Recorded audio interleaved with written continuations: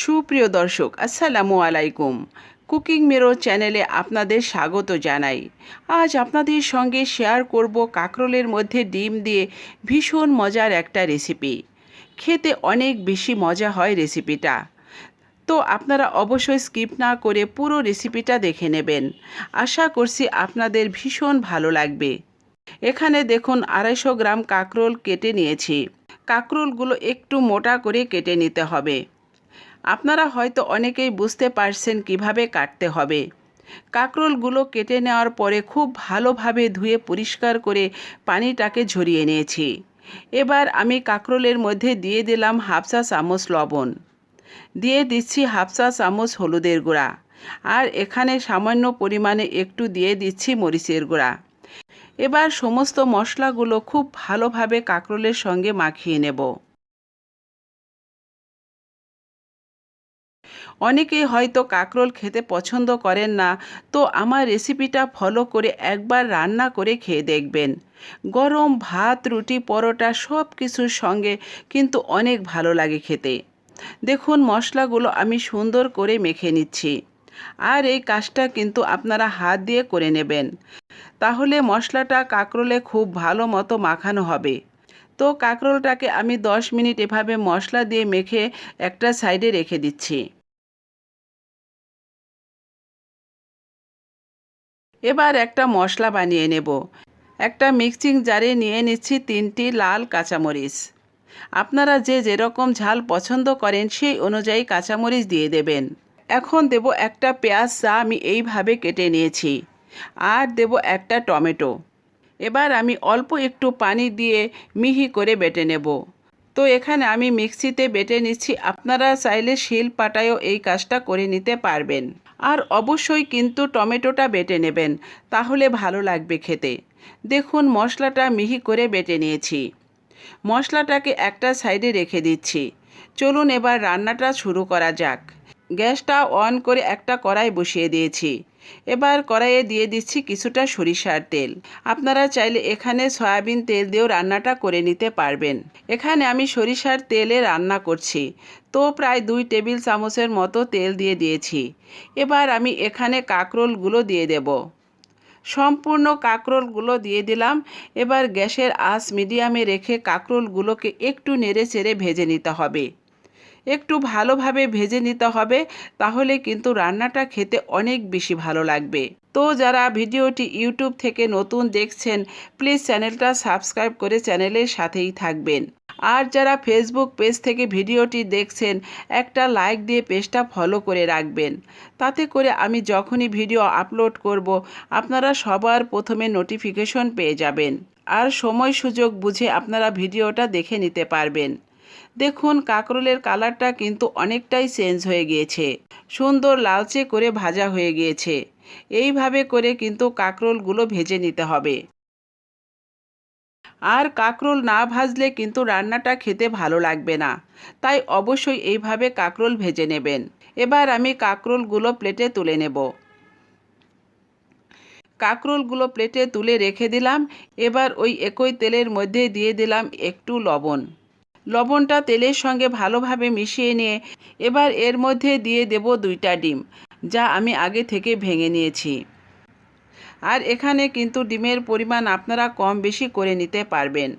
যত বেশি ডিম দিবেন তত কিন্তু রান্নাটা খেতে ভালো লাগবে। এবার গ্যাসের আঁচ মিডিয়ামে রেখে ডিম দুটো একটু ভেজে নিতে হবে হালকা করে, খুব বেশি কড়া করে ভাজবো না। এভাবে হালকা একটু ঝুরি ঝুরি করে ভেজে নিচ্ছি। দেখুন ডিমগুলো ভাজা হয়ে গিয়েছে, এর থেকে বেশি ভাজার দরকার নেই। এবার আমি বাটিতে তুলে নিচ্ছি। কড়াইটা ধুয়ে আবারও চুলায় বসিয়ে দিয়েছি। এবার এর মধ্যে দিয়ে দেব কিছুটা সরিষার তেল। তেল গরম হয়ে এলে এবার তেলে দিয়ে দেব অল্প করে একটু কালো জিরা। এই রান্নায় কিন্তু কালো জিরাটা অবশ্যই দিতে হবে, তাহলে রান্নাটা খেতে বেশি ভালো লাগবে। এবার কালো জিরাটা একটু ভেজে নিয়ে এর মধ্যে বেটে রাখা মশলাটা দিয়ে দিলাম। প্রথমে যে মশলাটা বেটে রেখেছিলাম সেই মশলাটা। আর এখন দেব 1 চা চামচ আদা রসুন বাটা। আমি কিন্তু আদা রসুন খুবই অল্প করে দিয়েছি। খুব অল্প মশলা দিয়ে আমি এই রান্নাটা করব। যেহেতু আমি এখানে কাঁকরোলটা কম নিয়েছি, সেজন্য মশলার পরিমাণটাও কিন্তু অল্প লাগবে। এবার নেড়েচেড়ে মশলা খুব ভালোভাবে ভেজে নেব, যাতে করে মশলার কাঁচা গন্ধটা চলে যায়। মশলাটা কিছুক্ষণ নাড়াচাড়া করে এবার এর মধ্যে দিয়ে দিচ্ছি স্বাদ মতো লবণ। সব কিছু এবার একটু ভালোভাবে মিশিয়ে নেব। এবার একটা ঢাকনা দিয়ে ঢেকে মশলাটাকে কষিয়ে নিতে হবে যতক্ষণের কাঁচা গন্ধটা চলে না যায়। এইভাবে 4-5 মিনিট আমি ঢাকনা দিয়ে ঢেকে ঢেকে মশলাটা কষিয়ে নিলাম।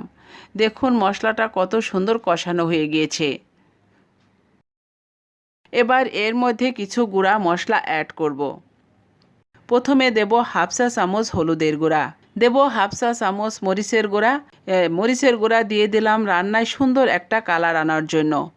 এখন দিয়ে দিচ্ছি 1/2 চা চামচ ধনিয়ার গুঁড়া, আর দেব 1/2 চা চামচ ভাজা জিরার গুঁড়া।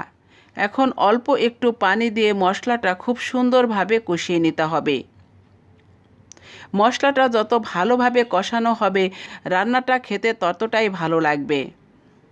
এবার একটু সময় নিয়ে মশলাটা আমি একটু কষিয়ে নিচ্ছি।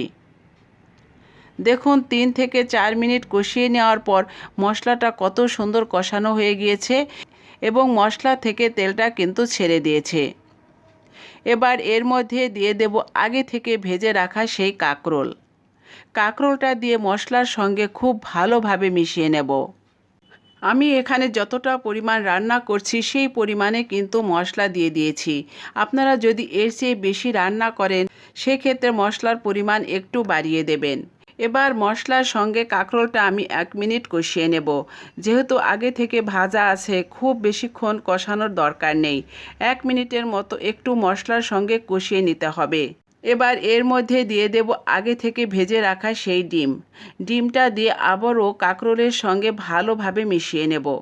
মিশিয়ে নিয়ে আবারও কিছুক্ষণ কষিয়ে নেব। দেখুন সব কিছু ভালোভাবে কষিয়ে নিয়েছি। এবার এর মধ্যে দিয়ে দেব ফুটন্ত গরম পানি।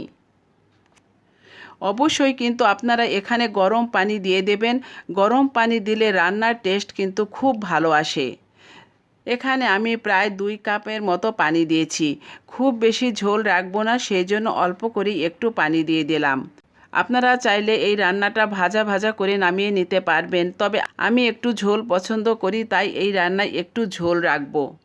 দেখুন পানি দেওয়ার পর খুব ভালোভাবে নেড়েচেড়ে আবারও মিশিয়ে নিলাম। এবার ঢাকনা দিয়ে মিডিয়াম আঁচে আমি 10 মিনিটের মতো রান্না করব। তারপর আপনাদের দেখাচ্ছি। 10 মিনিট মিডিয়াম আঁচে রান্না করে নিয়েছি, আর মাঝে আমি ঢাকনা খুলে একটু নেড়েচেড়ে দিয়েছি। দেখুন পানিটা অনেকটাই কমে এসেছে। এবার এর মধ্যে দিয়ে দেব বাটা গরম মশলা। গরম মশলার মধ্যে আছে 4টি এলাচ আর অল্প করে একটু দারুচিনি। আমি এখানে বাটা গরম মশলা দিয়ে দিলাম। আপনারা চাইলে গুঁড়া গরম মশলাটাও ব্যবহার করতে পারবেন। এবার সব কিছু ভালোভাবে মিশিয়ে নিয়ে একটা ঢাকনা দিয়ে ঢেকে দেব 5 মিনিটের জন্য। এতে করে মশলার সুন্দর একটা সুঘ্রাণ রান্নার মধ্যে ঢুকে যাবে। তো ফিরে আসছি 5 মিনিট পর। 5 মিনিট হয়ে গিয়েছে, এবার ঢাকনা খুলে নিচ্ছি। এবার গ্যাসটা বন্ধ করে দিয়ে একটা বাটিতে ঢেলে নিচ্ছি। দেখুন কতটা লোভনীয় হয়েছে, আপনারা দেখেই হয়তো বুঝতে পারছেন। অনেকেই হয়তো কাঁকরোল খেতে পছন্দ করেন না, তো অবশ্যই এই রেসিপিটা ফলো করে একবার খেয়ে দেখবেন। মাশাআল্লাহ, খেতে অনেক বেশি মজার হয় রেসিপিটা। তো আবারও দেখা হবে অন্য কোনো মুখরোচক খাবারের ভিডিও নিয়ে। আপনারা সবাই অনেক বেশি ভালো থাকবেন। আজকের মতো বিদায় নিচ্ছি।